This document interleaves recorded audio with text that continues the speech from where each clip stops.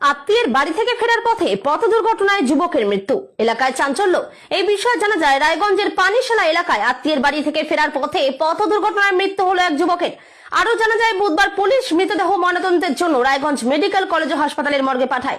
মৃতের নাম গোবিন্দ কুমার দাস, তার আনুমানিক বয়স 21 বছর, বাড়ি বিহারের বারসই থানার সানঝিয়া এলাকায়।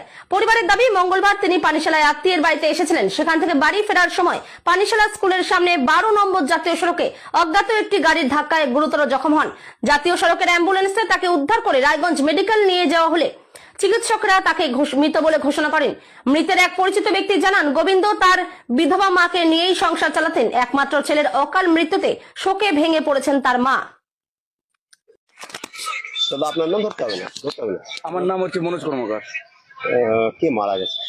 ওটা এদের গ্রামেরই হয়। আমি তো ওখানকার, আমার বাড়ি হচ্ছে টুনিডিগি, তা আমি ওখানে কাজ